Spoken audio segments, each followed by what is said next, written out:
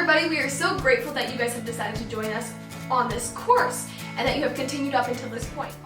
All of these things that we've been teaching you guys and talking about have really changed our lives and have allowed us to understand ourselves better. We hope that you guys take these skills and these different activities and that you learn from them as much as we have. When I was younger, I really needed certainty in my life. It was something that was really important, and I had a little bit of anxiety, so this was part of that, is where I didn't like not knowing what was going to happen, which, when you think about life, that's not really realistic. As much as it's nice to make a plan so that you can know what's happening in the future, we all like plans, but they don't always turn out how they're supposed to, and oftentimes they don't turn out, and that's just kind of part of life. You know, you make a plan and then you go with what happens. So for me, this is kind of stressful. I've learned over the past few years to be flexible. So yes, I can control some things in my life, but I can't control everything. So it is important for me to be able to be flexible with plans that come and to just do my best to prepare for it. And if I can't prepare for it all the way, then to just kind of go with the flow and trust that everything will work out. As this realization has dawned on me and continues to dawn on me, I have had to lead my life with my intuition, which Brené Brown defines as the ability to hold space for uncertainty and our willingness to trust the many ways we've developed knowledge and insight, including instinct, experience, faith, and reason.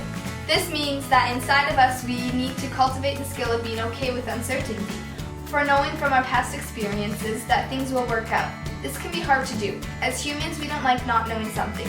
When we think we know something, a shot of dopamine surges through our brain whether or not the story we have just told ourselves is true.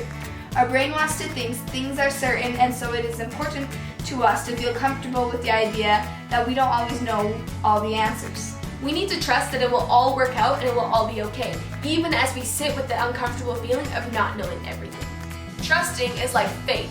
Faith can be compared to believing something that you can't see and don't know for sure. Faith is vital to loving yourself because it helps build trust and confidence within you. There are always going to be things that are out of our control. Well, when it comes to what others choose to do and what God does, we don't have much control, if any, over that, and this is something we need to recognize and let go of. Intuition and faith are both tools that will help us navigate the times when we are facing uncertainty.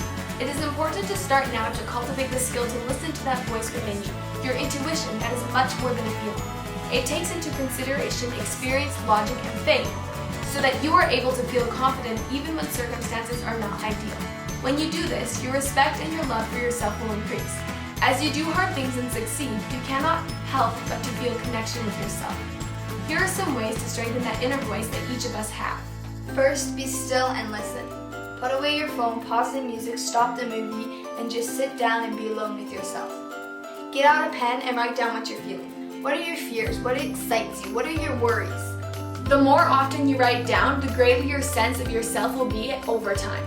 When you have an uncertain situation, take a moment to write down what is your business, what is God's business, and what is other people's business. Then concentrate your effort on the business that belongs to you and what you can control. If you pray, this is a great time to pray.